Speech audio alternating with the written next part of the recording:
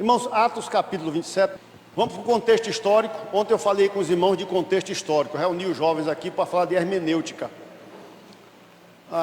Paulo, esse texto de Atos, já é o final da epístola, o final da carta de Atos, né? do livro de Atos, da carta não, do livro de Atos, que foi escrito por Lucas.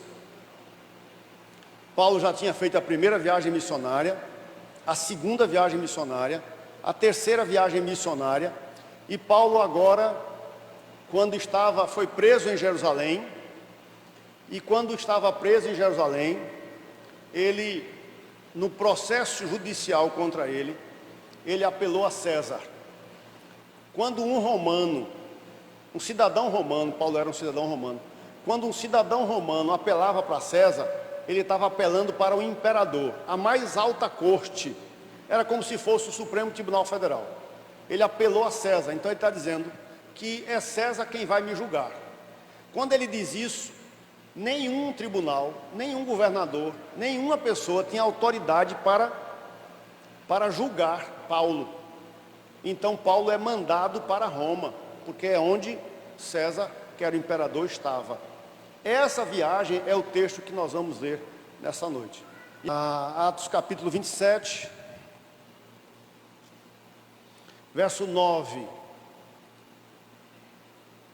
Depois de muito tempo, tendo se tornado a navegação perigosa, e já passado o dia do jejum, admoestava-os Paulo, dizendo-lhes: Senhores, vejo que a viagem vai ser trabalhosa, com dano e muito prejuízo, não só da carga e do navio, mas também da nossa vida. Mas o centurião dava mais crédito ao piloto e ao mestre do navio do que o que Paulo dizia. E não sendo o porto próprio para invernar, a maioria deles era de opinião que partissem dali, para ver se podiam chegar a Fenice e ali passar o inverno, visto ser um porto de Creta, o qual olhava para o nordeste e para o sudeste. E soprando brandamente o vento sul, e pensando eles ter alcançado o que desejavam, levantaram âncora e foram costeando mais de perto a ilha de Creta. Entretanto, não muito depois, desencadeou-se do lado da ilha um tufão de vento, chamado Euro-Aquilão. E sendo o navio arrastado com violência, sem poder resistir ao vento, cessamos a manobra e nos fomos deixando levar. Passando sob a proteção de uma ilhota chamada Cauda, a custo conseguimos recolher o bote, e levantando este, usaram de todos os meios para cingir o navio, e temendo que dessem na ciste, arriaram os aparelhos e foram ao léu. Açoitados severamente pela tormenta, no dia seguinte já aliviaram o navio. E ao terceiro dia, nós mesmos com as próprias mãos, lançamos ao mar a armação do navio. E não aparecendo havia já alguns dias nem sol, nem estrelas, caindo sobre nós grande tempestade, dissipou-se afinal toda a esperança de salvamento. E havendo todos estado muito tempo sem comer, Paulo, pondo-se em pé no meio deles, disse: Senhores, na verdade era preciso terem me atendido e não partir de Creta para evitar este dano e perda. Mas já agora vos aconselho bom ânimo, porque nenhuma vida se perderá de entre vós, não entre vós, mas somente o navio. Porque esta mesma noite um anjo de Deus, de quem eu sou e a quem eu sirvo, esteve comigo dizendo: Paulo, não temas, é preciso que compareças perante César, e eis que Deus, por sua graça, te deu todos quantos navegam contigo. Portanto, senhores, tende bom ânimo, pois eu confio em Deus que sucederá do modo porque me foi dito. Porém, é necessário que vamos dar a uma ilha. E quando chegou a 14ª noite, sendo nós batidos de um lado para o outro no mar Adriático, por volta da meia-noite, pressentiram os marinheiros que se aproximavam de alguma terra. E lançando o prumo, acharam 20 braças. Passando um pouco mais adiante, tornando a lançar o prumo, acharam 15 braças. E receosos de que fôssemos atirados contra lugares rochosos, lançaram da popa 4 âncoras e oravam para que rompesse o dia. Procurando os marinheiros fugir do navio e tendo arriado o bote no mar, a pretexto de que estavam para largar âncoras da proa, disse Paulo ao centurião e aos soldados: se estes não permanecerem a bordo, vocês não vão se poder salvar. Então os soldados cortaram os cabos do bote e o deixaram afastar-se. Enquanto amanhecia, Paulo rogava a todos que se alimentassem, dizendo: hoje é o 14º dia em que, esperando, estáis sem comer, nada tendo provado. Eu vos rogo que comais alguma coisa, porque disso depende a vossa segurança, pois nenhum de vós perderá nem mesmo um fio de cabelo. E tendo dito isso, tomando um pão, deu graças a Deus na presença de todos, e depois de o partir, começou a comer. E todos cobraram ânimo e se puseram também a comer. Estávamos no navio 276 pessoas ao todo. Refeitos com a comida, aliviaram o navio, lançando o trigo ao mar, e quando amanheceu não reconheceram a terra, mas avistaram uma enseada, onde havia praia. Então consultaram entre si se não poderiam encalhar ali o navio. E levantando as âncoras, deixaram ir ao mar, e largando também as amarras do leme, e alçando a vela da proa ao vento, dirigiram-se para a praia.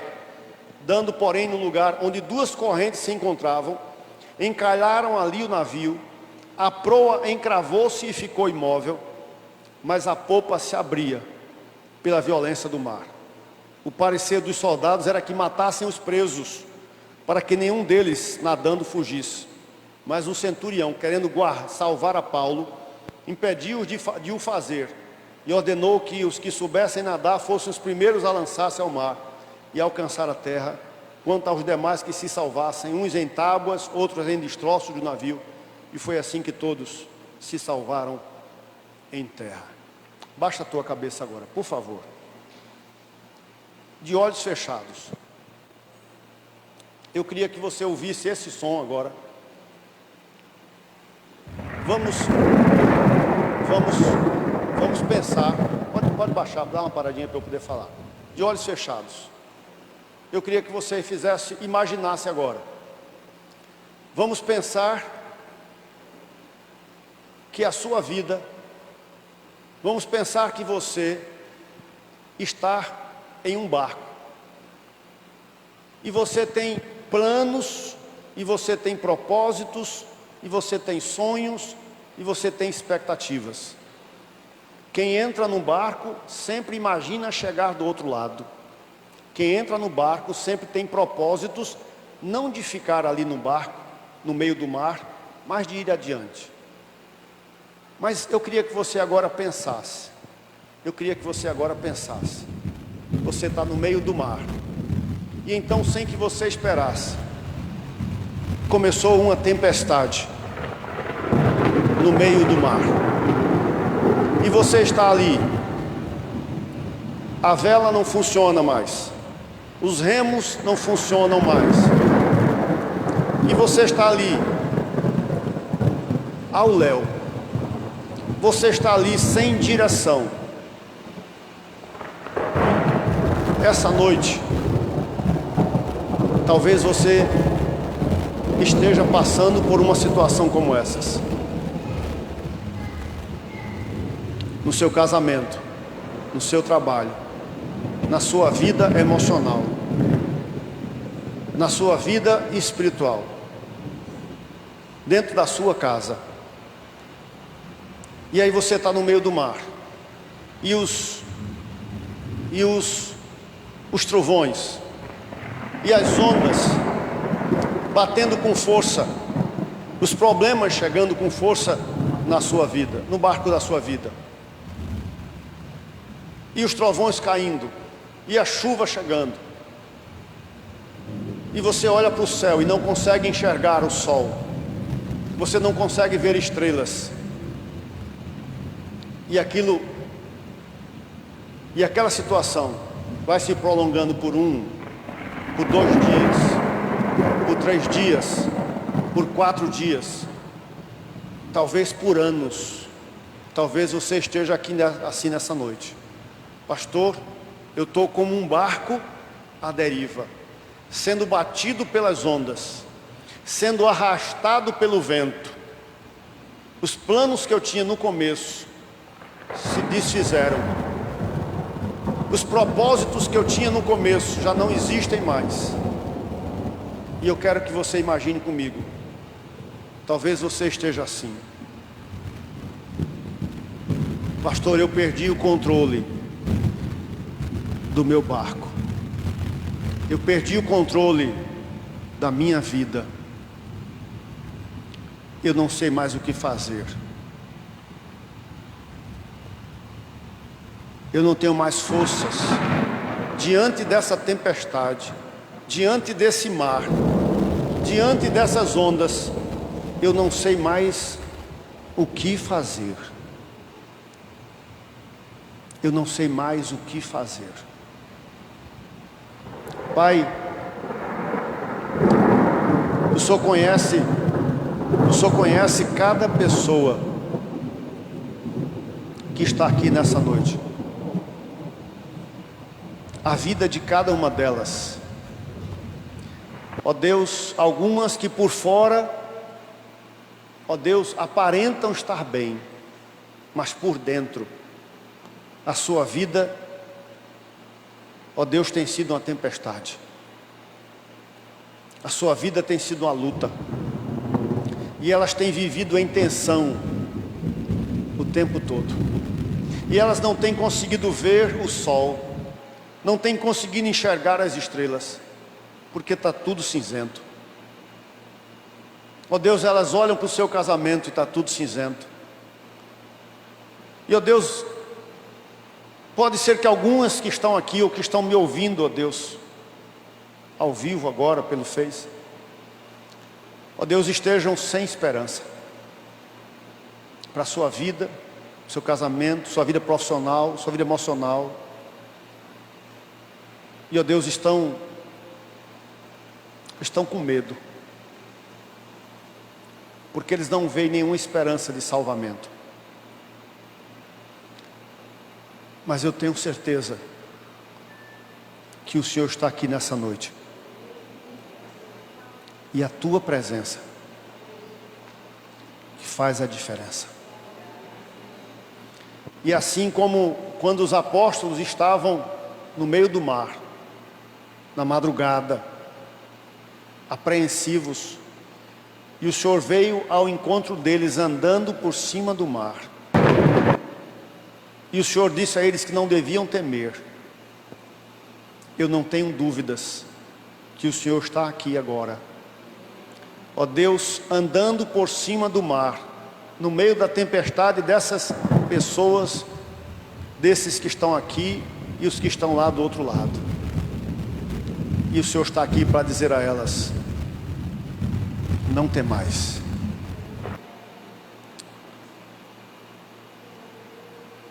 Que pelo Teu Espírito Santo elas sejam ministradas nessa noite. Faz isso, glorifica o Teu nome, no nome de Jesus. Amém?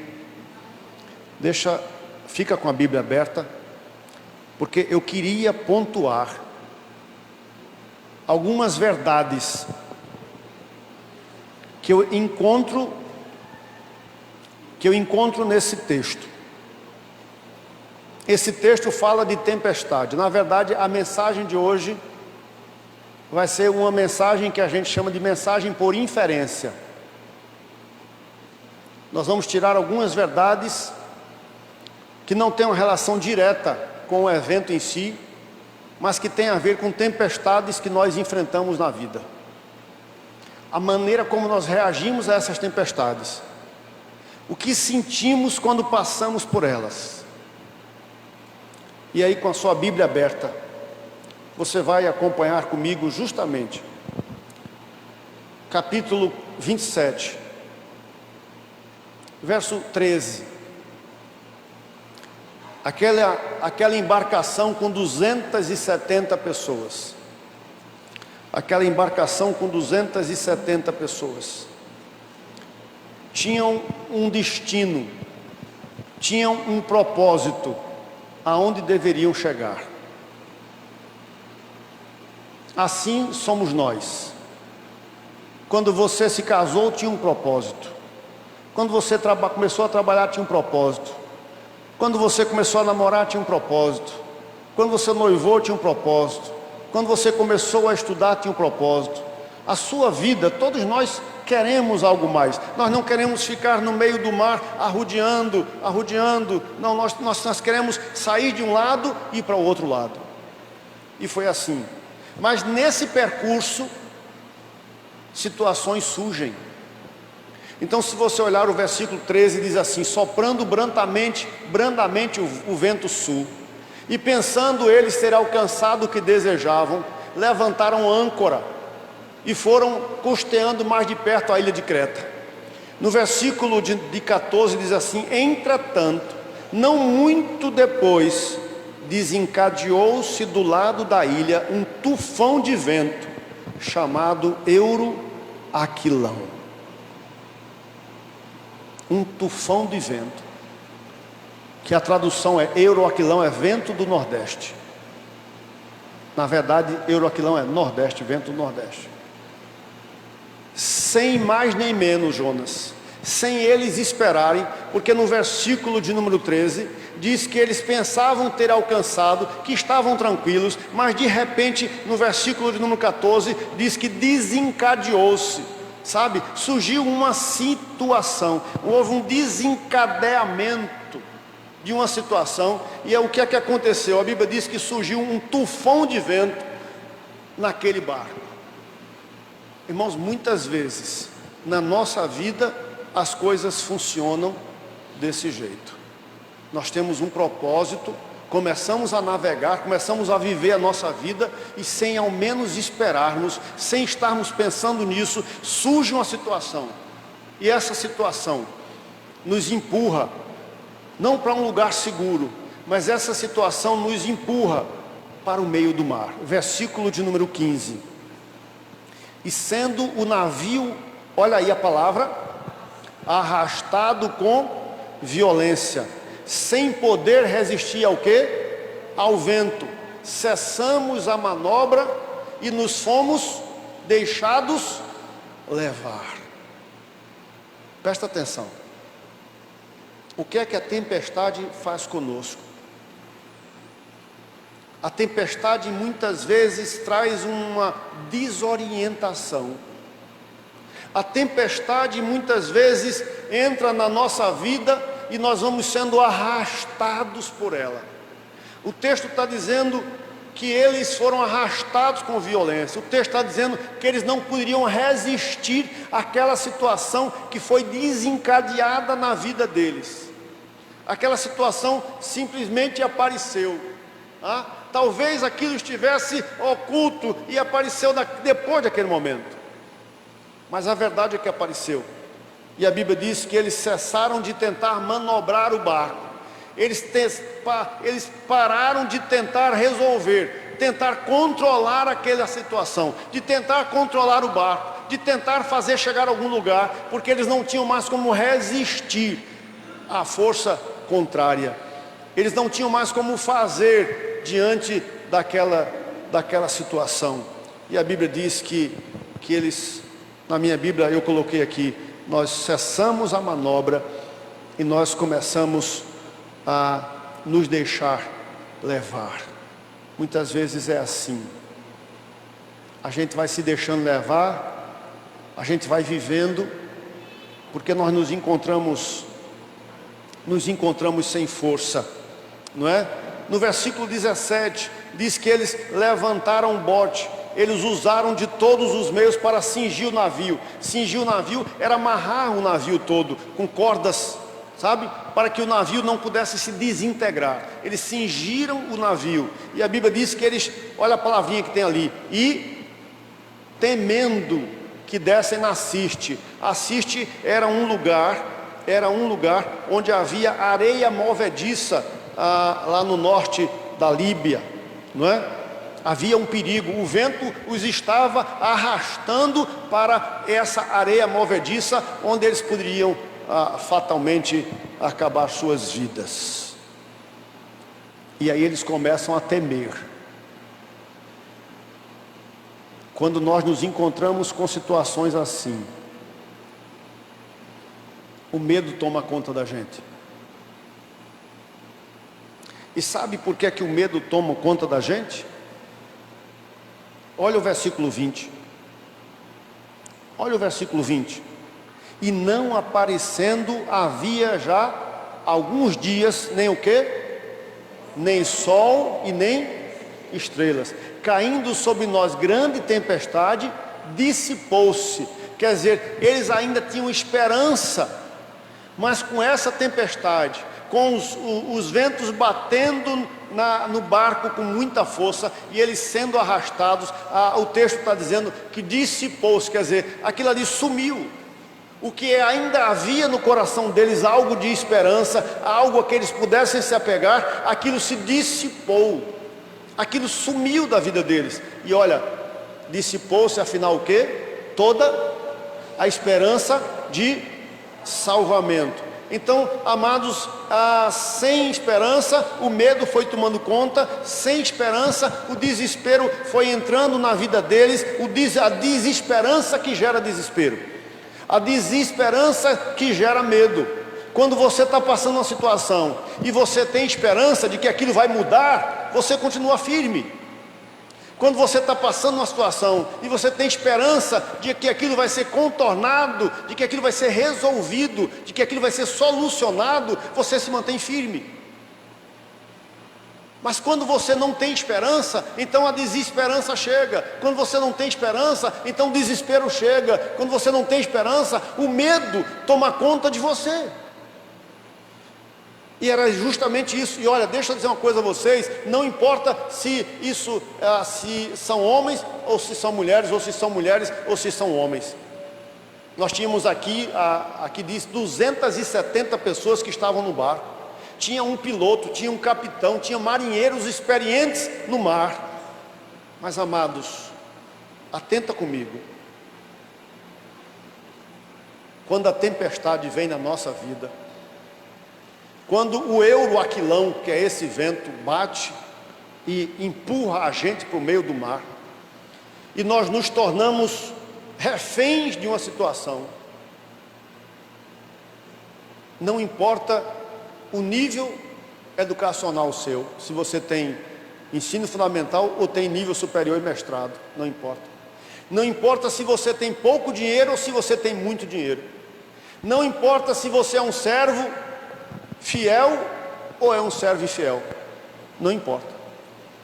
Quando isso vem na vida da gente, nós sentimos. Sabe por quê?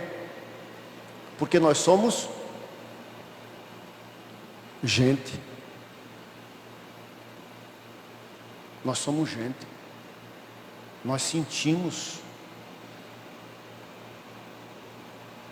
Não há fortaleza, não há substância, né, para colocar você de pé. O texto está dizendo que a desesperança. E aí, amados, nessa hora, sabe o que é que muitos fazem? Muitos começam a tomar medidas extremas para tentar resolver. E se você olhar comigo agora no versículo 30, olha o que o texto está dizendo: procurando os marinheiros fazer o quê? Fugir do navio, e tendo arriado o bote no mar, a pretexto de que estavam para largar âncoras da proa. Quer dizer, eles arriaram o bote, tá certo? Dizendo que iam arriar a âncora, mas não era a âncora, era o bote, porque eles queriam fugir.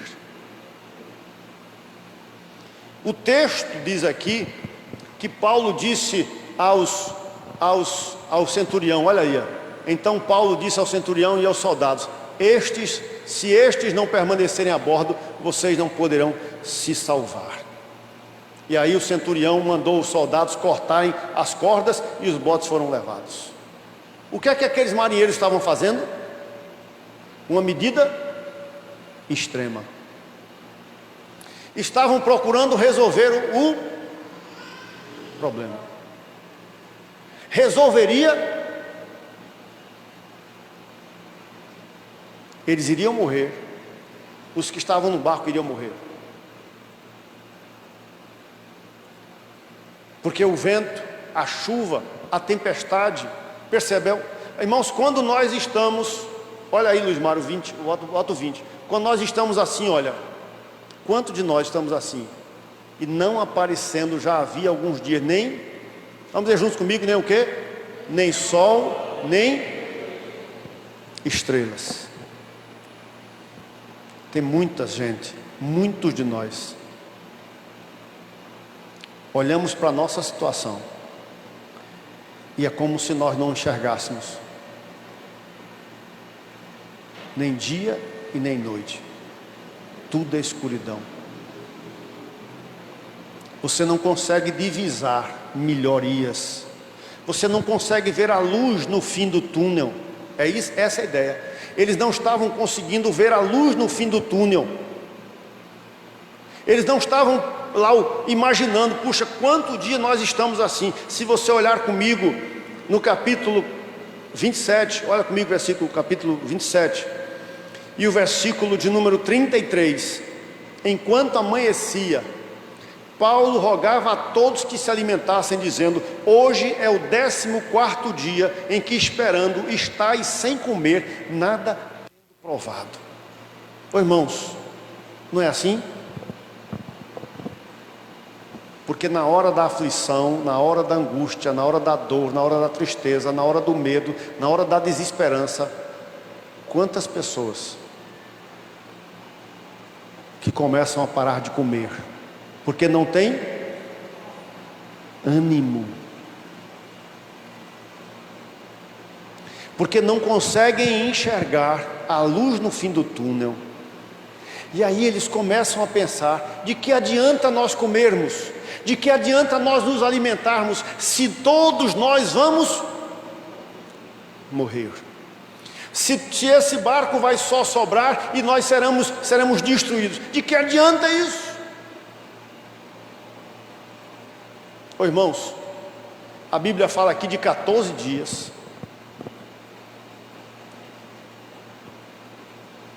O salmista vai dizer assim: o choro pode durar uma.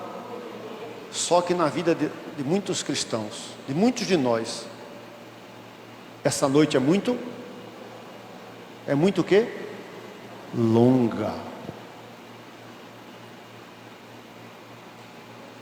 Essa noite é muito longa. A tempestade faz isso. Aqueles marinheiros queriam entrar no bote e fugir. Sabe, tem um texto aqui na palavra de Deus que diz assim, texto na palavra de Deus, ele diz assim, Salmo 11, verso 1, ele diz assim: no Senhor me refugio, como dizeis, pois a minha alma foge como o pássaro para o teu monte. Foge como um pássaro para o teu monte. O versículo 3 diz assim, a luz do mar está na tela, o 3 diz assim, olha: ora, destruídos os fundamentos, que poderá fazer o justo? Sabe o que ele está dizendo?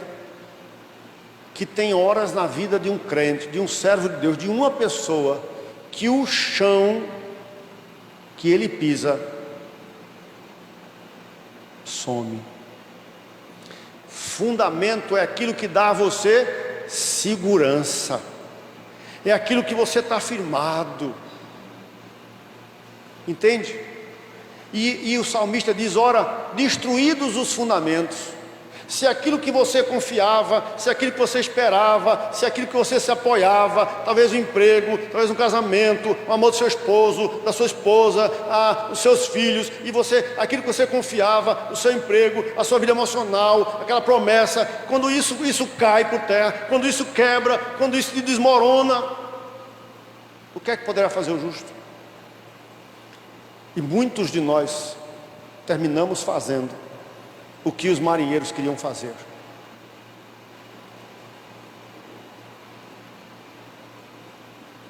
Pular fora. Medidas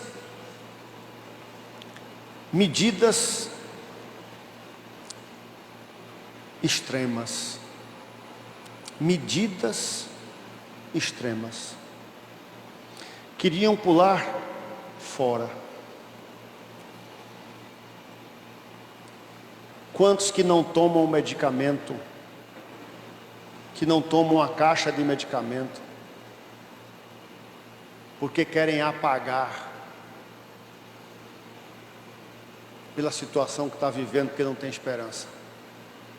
Pega uma caixa de diazepam da mãe de não sei de quem, vai lá e... Quantos? Quantos que não vão para uma mesa de bar para esquecer o que estão passando? Ô irmãos, quantos que não tiram a sua vida? Porque eles não conseguem mais divisar esperança. E já não tem mais esperança. Quantos que não saem do casamento e desistem do casamento?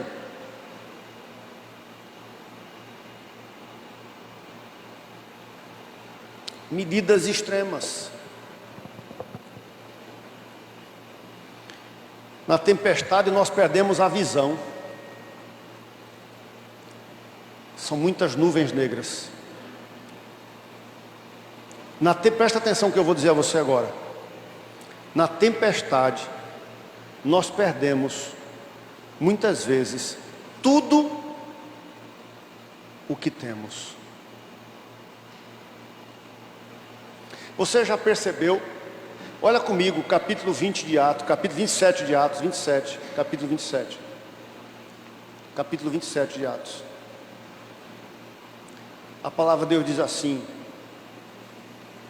capítulo 27 de Atos, 27, 22. Vai estar na tela. Mas já agora vos aconselho bom ânimo, porque nenhuma vida se perderá entre vós, mas somente o quê?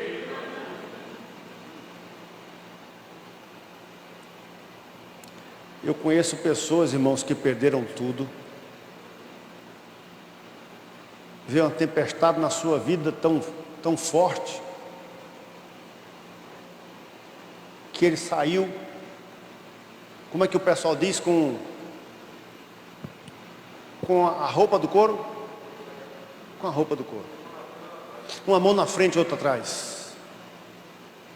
Pastor, o que é que eu faço na tempestade? Como é que nós podemos aprender o que fazer na tempestade? Primeira coisa, aliviar a carga. Capítulo 27, verso 18. Açoitados severamente pela tormenta, no dia seguinte já aliviaram o navio. Versículo 38. Refeitos com a comida, aliviaram o navio, lançando o trigo ao mar. Sabe o que é a ideia aqui? O barco estava muito pesado. Na hora que eles jogam, eles aliviam a carga, eles aliviam o navio, eles jogam para fora a carga. Aquilo que está fazendo o navio ficar embaixo, preso. Quando eles aliviam a carga, eles fazem com que o navio volte, tá? Pastor, que carga é essa? A carga da mágoa.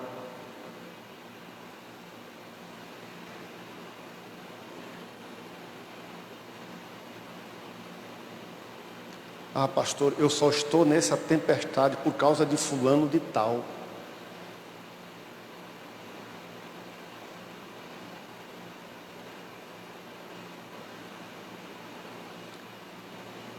Eu só estou nessa tempestade, não foi por mim, que eu não busquei, eu não fiz nada, mas foi por conta de fulano que me colocou nisso. Aquele miserável. Aquela miserável. Eu só estou passando por isso por conta dele. Irmão, você precisa aliviar a carga. A mágoa, o ressentimento. Quantas pessoas que passam 10, 15 anos, há 10, 15 anos da sua vida arrastando um peso, e aí quando vem a tempestade, aquele peso impede você de se levantar, e você precisa aliviar a carga, você precisa jogar aquela carga ao mar, porque aqui está lhe fazendo mal. Era um perdão que deveria ser dado, mas você não dá porque você está carregado com a mágoa. Aí você quer chegar no porto, você quer que seus propósitos sejam atingidos, mas você não consegue chegar lá porque o barco está muito pesado.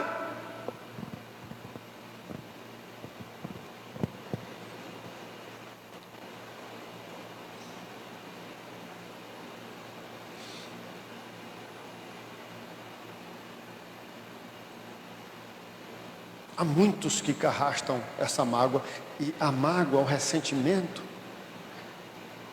deixa você pesado. Aí como você está pesado, você não consegue subir para a presença de Deus.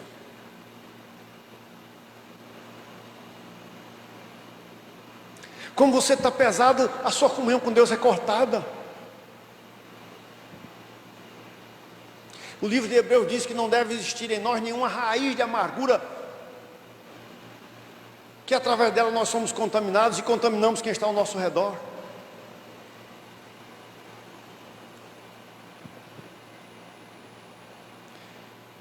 Pastor, que outra carga?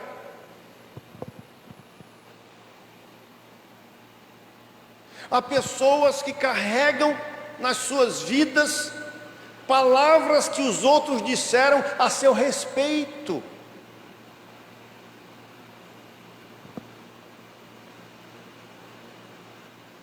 Palavras duras que marcaram, que trouxeram dor, mas você não conseguiu virar a página ainda. Você tem ouvido mais o que os outros, aqueles disseram, do que Deus está dizendo para você.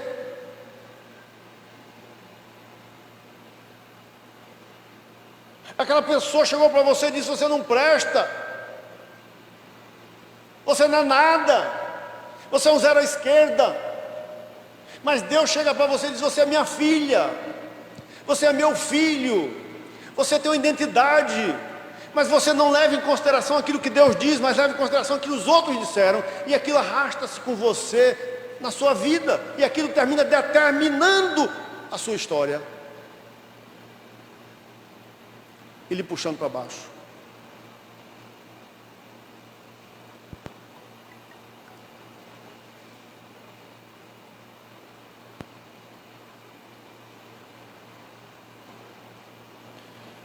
Amados, tem muitas pessoas que estão andando assim. Elas estão indo, mas estão andando assim, porque o olhar dela está o tempo todo no passado. Alivia a carga, deixa o passado aonde ele deve estar. Aonde é que o passado tem que estar? No passado.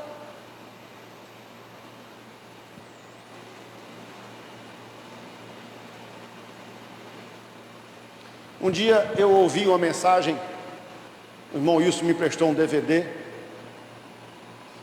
da Joyce Meyer, e ela botou no púlpito que ela estava pregando, ela botou uma cadeira de balanço, e ela disse assim: muitos de nós estamos assim. Ela sentou na cadeira de balanço e começou a se balançar, e ela disse assim: olha, muitos de nós estamos o tempo todo assim,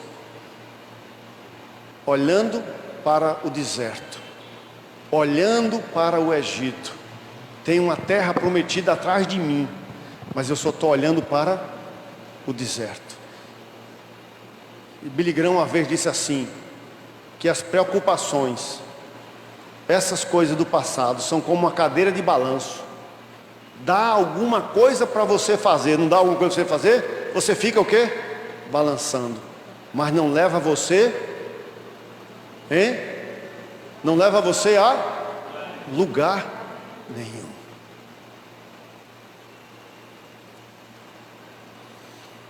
Primeira coisa, você precisa aliviar a carga. O que é que está pesando no seu coração? O que é que ele está lhe tirando a sono? O que é que está fazendo você chorar vez por outra? O que é que está tirando a tua esperança? O que é que está infectando a tua alma? Que vírus é esse que está entrando na sua alma e percorrendo toda a sua alma e contaminando as suas emoções, contaminando o seu raciocínio, contaminando as suas atitudes? Segunda coisa, capítulo 27, verso de número 10. Paulo chega para o centurião, o capitão e o piloto, e olha o que é que Paulo diz: senhores, vejo que a viagem vai ser trabalhosa, com dano e muito prejuízo, não só da carga e do navio, mas também da nossa vida. Versículo 11: mas o centurião dava mais crédito ao piloto e ao mestre do navio do que o que Paulo.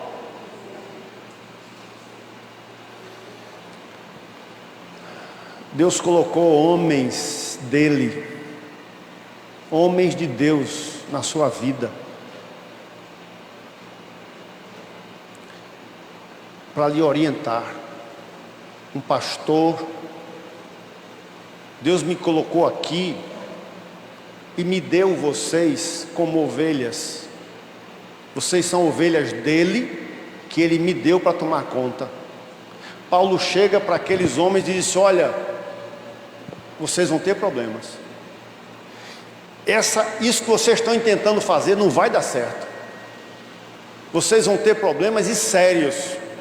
Mas a Bíblia diz que o centurião ouvia mais quem? Às vezes você ouve mais a vizinha, o vizinho, o amigo, não sei quem, e termina quebrando a cara. Nós precisamos, amados, quando estamos na tempestade, nós precisamos ouvir a voz de Deus. Paulo ouviu a voz de Deus. Capítulo 27, verso 23. Paulo diz: porque essa mesma noite, um anjo de Deus, a quem eu sou e a quem eu sirvo, esteve comigo, dizendo: Paulo, não temas. É preciso que compareças perante César, e eis que Deus, por sua graça, te deu todos quantos navegam contigo. Aleluia.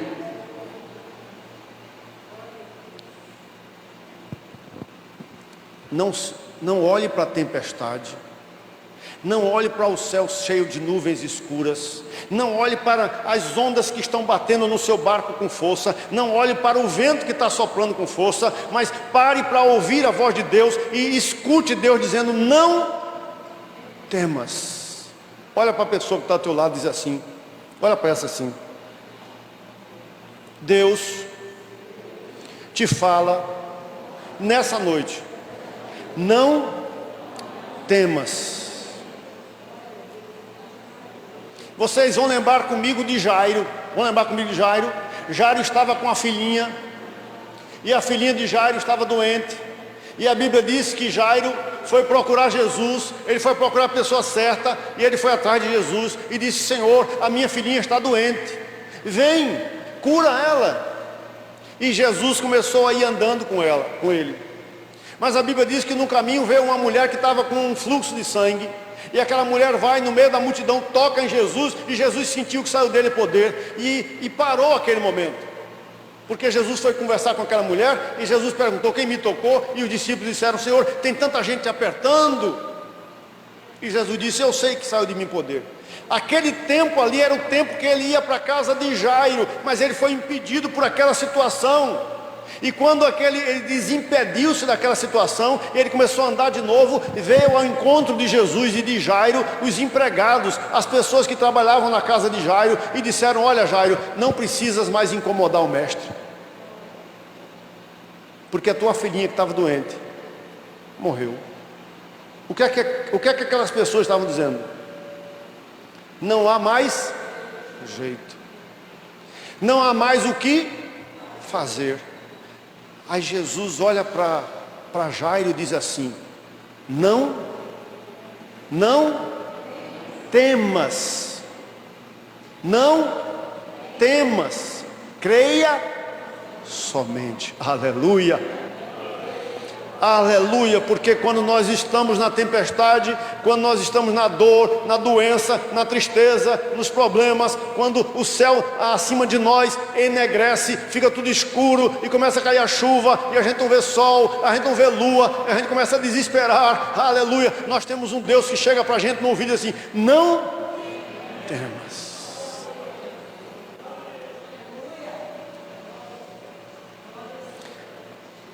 Josué ouve isso de Deus: não temas, eu estou. Aleluia. Ouve a voz de Deus hoje.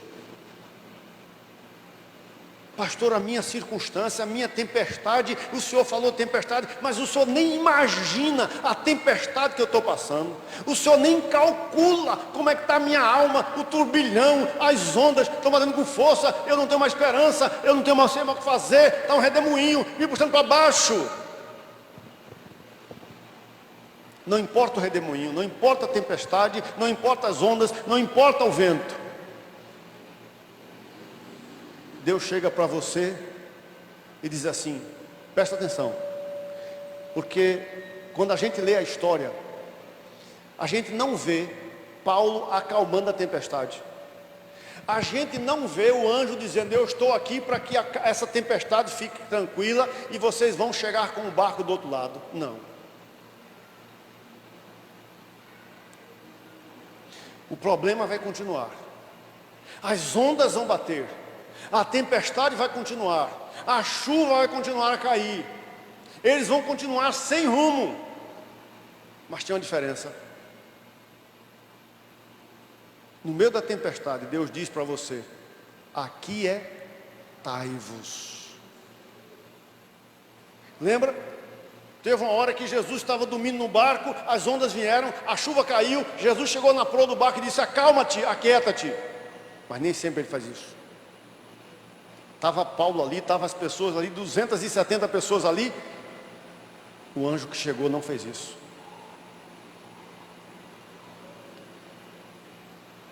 Na tempestade, a sua alma pode estar tranquila, mesmo que ao seu redor o chão esteja caindo. Porque Deus diz a você nessa noite: aquietai-vos e sabei que eu sou Deus. Aleluia. Aquietai-vos e sabei que eu sou Deus. Deus está dizendo para você nessa noite: escute a voz de Deus. Tire a visão da tempestade, tire a visão do céu enegrecido, tire a visão do vento, tire a visão das ondas batendo. Deixa de olhar para essas coisas. Olha que Deus está te dizendo: aquietai-vos e sabei que eu sou Deus. Não temas, eu estou contigo. Aleluia. Comece a ouvir a voz de Deus, confiar naquele. Tem um hino que diz assim: ele mora acima das estrelas. Confiar naquele que mora, que está acima da tempestade, que está acima dos ventos, que está acima de tudo isso. Comece a ouvir a voz de Deus. Isaías capítulo 30. Há uma palavra que eu queria colocar aqui para terminar nessa noite. Verso 15. Olha o que Deus está falando para você nessa noite, 30:15. Porque assim diz o Senhor Deus, o Santo de Israel: em vos converterdes e o que? Sossegardes, está a vossa salvação. Na tranquilidade e na confiança, a vossa força, mas não quisestes. Deus está dizendo: olha, Esse texto era um texto em que falava que o exército dos assírios, dos inimigos, estavam se chegando para destruir o povo de Israel. E Deus está dizendo: olha, sossega. Deus está dizendo: olha, fica tranquilo. Deus está dizendo: olha, confia. Sabe qual foi a resposta do povo? Próximo verso, Luiz. Qual é a resposta do povo? Antes dizeis: não, a gente não vai sossegar. Não, a gente não vai descansar. Não, a gente não vai confiar. A gente vai confiar em nós mesmos, porque nós vamos fazer alguma coisa para resolver esse problema. Aí eles dizem: olha, antes dizeis: não, sobre cavalos fugiremos. O exército inimigo está vindo, o problema está vindo, a gente vai pegar os cavalos mais velozes e vamos fugir disso. E sabe o que é que Deus diz? Olha aí. E sobre cavalos ligeiros cavalgaremos. Sim, ligeiros serão o quê? Os vossos. Ah, eu vou me mudar de Lagoa do Carro, porque o problema está no do carro. Ligeiros serão os vossos, o problema vai lhe alcançar. Ah, eu vou fazer isso aqui, o problema vai lhe alcançar. Eu vou fazer aquilo outro, o problema vai lhe alcançar.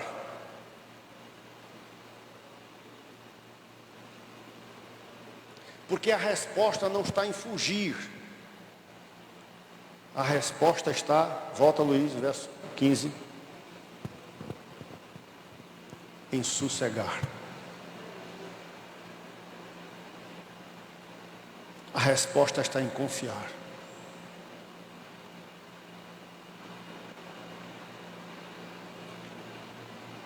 A Bíblia diz que eles chegaram numa ilha chamada Malta. Sim, a Bíblia diz que chegaram na ilha chamada Malta. Mas eu gosto de parar aqui e com vocês olhar para Atos de novo, para terminarmos essa noite. Atos, a última palavra, a última coisa que nós devemos fazer. Capítulo 27. Capítulo 27, verso 25. Portanto, senhores, tende o quê? Pois eu confio em Deus, que sucederá do modo porque foi me dito.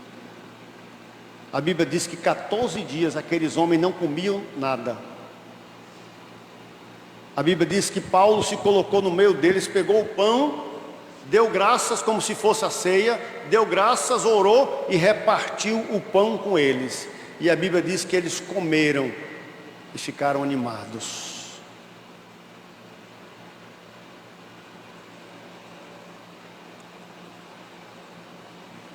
Aliviar a carga, primeira coisa. Ouvir a voz de Deus, segunda coisa. Confiar nesse Deus que está acima das estrelas. Quarta coisa, presta atenção. Se anime. Porque às vezes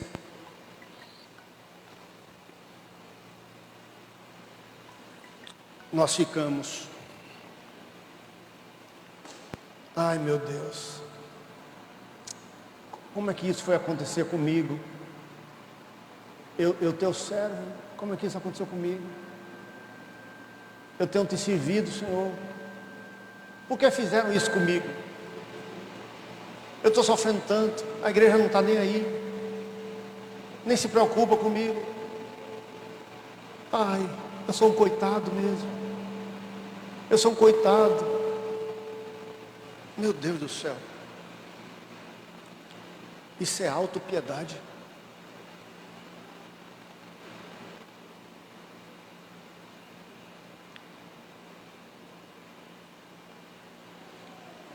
Você viu o que é que Paulo disse? O Deus a quem eu sou, de quem eu sou, e o Deus a quem eu sirvo. Paulo tinha identidade. Paulo sabia, ele diz assim: olha, um anjo de Deus de quem eu sou, desse Deus de quem eu sou e a quem eu sirvo.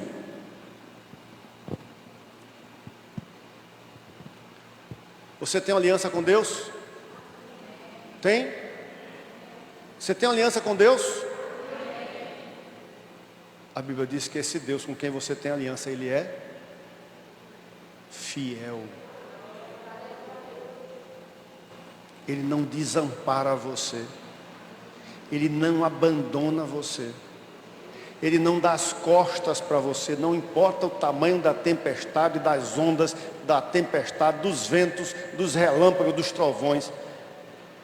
Ele é fiel contigo. Então a palavra aqui é: te anima, anima-te.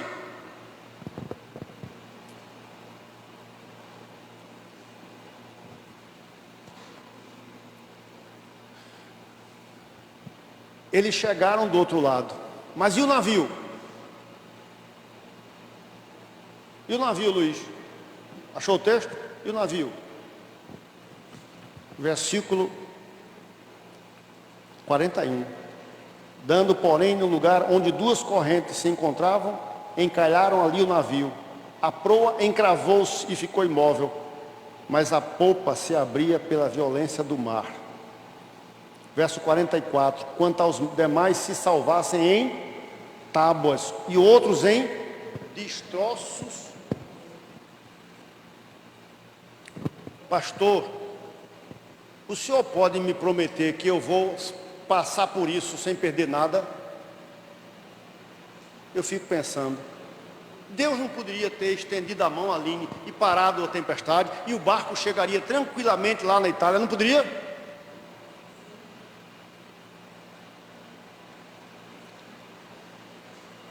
A carga se perdeu, os remos se perderam, a vela se perdeu, a embarcação toda não prestava para nada. Talvez da tempestade que você está passando não se salve nada, a não ser você.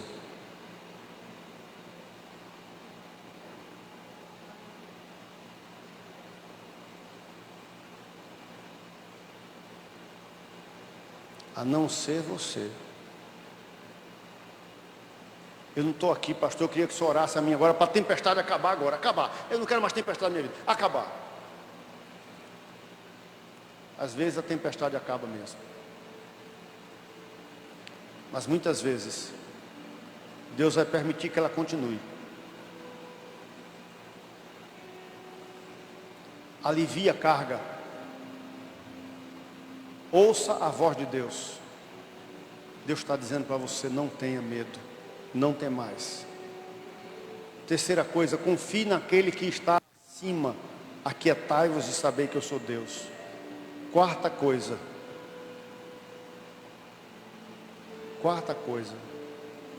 se anime. Não fique deitado, prostrado, chorando. Se anime. Porque você não vai morrer. Lembra que Paulo disse? O barco vai se perder, mas não vai se perder um fio de cabelo de vocês.